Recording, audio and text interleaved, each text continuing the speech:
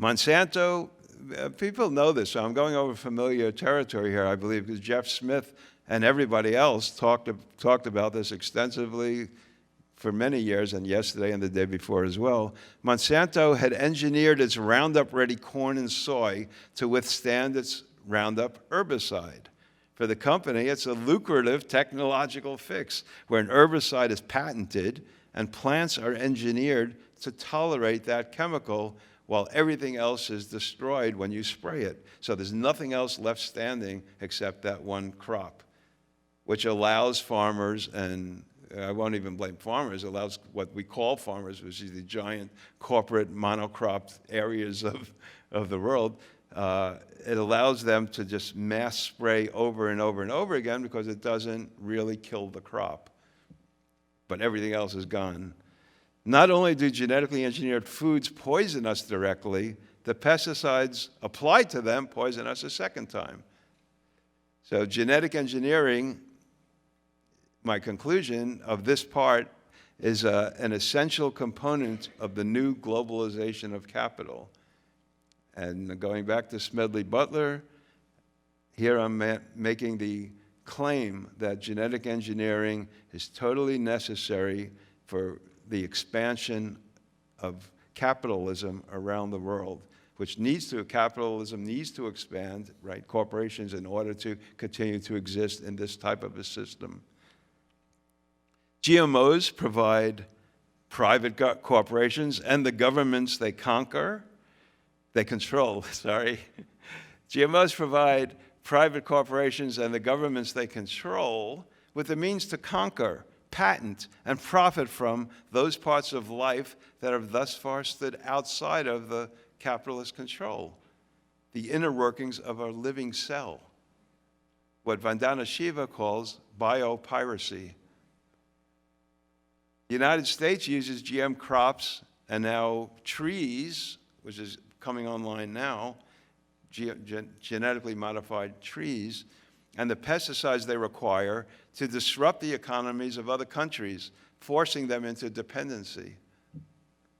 The result of U.S. police action in Somalia in 1992, for example, was the planting of thousands of acres of GMO cassava, disrupting local communities which have been based for centuries on the planting of cassava. And that's from an article by Richard Levins, great Richard Levins, the great scientist. He co-wrote the book that you might want to check out called The Dialectical Biologist. It's one of the best books on science that you could ever hope to read.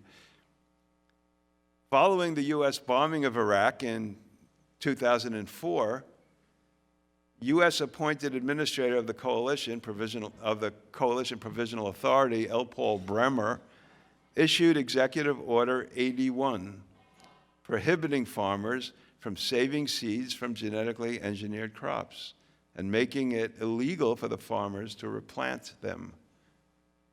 So this was a consequence of the war in Iraq, of the bombing of Iraq, just as with Somalia.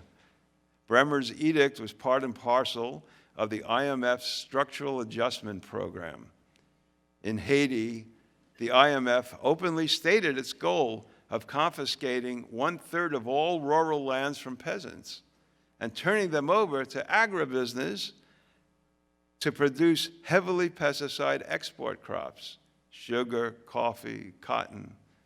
So formerly self-sufficient peasants were driven from their lands.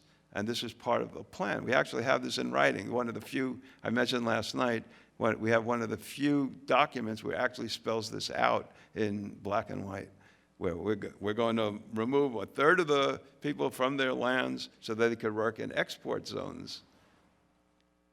Some Haitian laborers were sold as slaves under the U.S.-supported dictator, Baby Doc Duvalier, to the sugar plantations of the Dominican Republic. I'm not using the word slaves euphemistically.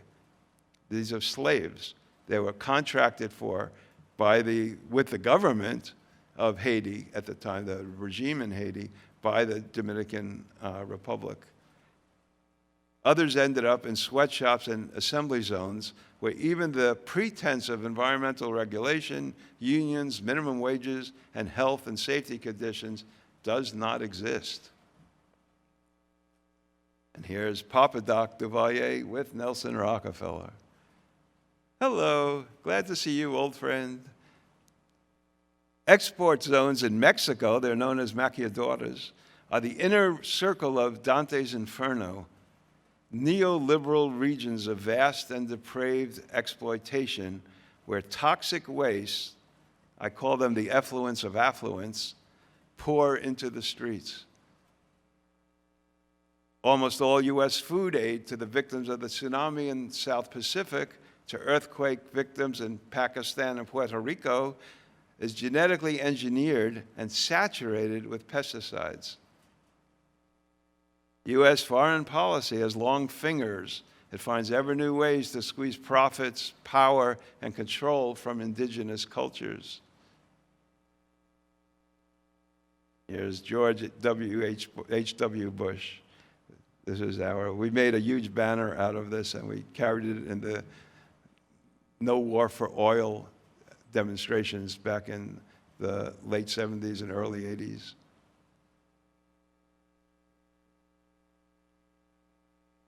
Can everybody see the slide from over there? Okay. Secret Monsanto documents revealed it targeted activists opposing the World Trade Organization, such as in Seattle in 1999. In Seattle in 1999, African countries met with activists and resisted being forced to plant or eat GM crops, the critical factor in rejection of the agreement. Here's Seattle in 1999. I think I was sitting right or standing right on the bottom there and trying to get out of the way of the spray. Anybody else here in Seattle in 99?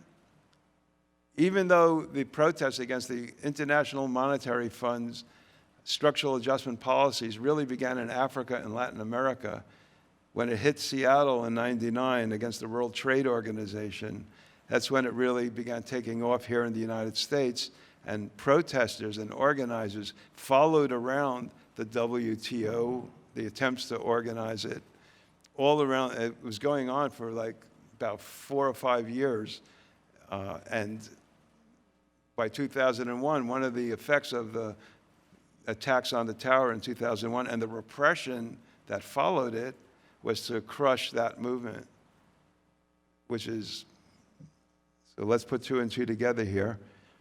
So in Seattle, this was the beginning, or maybe the high point and beginning of the movement here in the United States against genetic engineering and the mass spraying of pesticides and the IMF structural adjustment.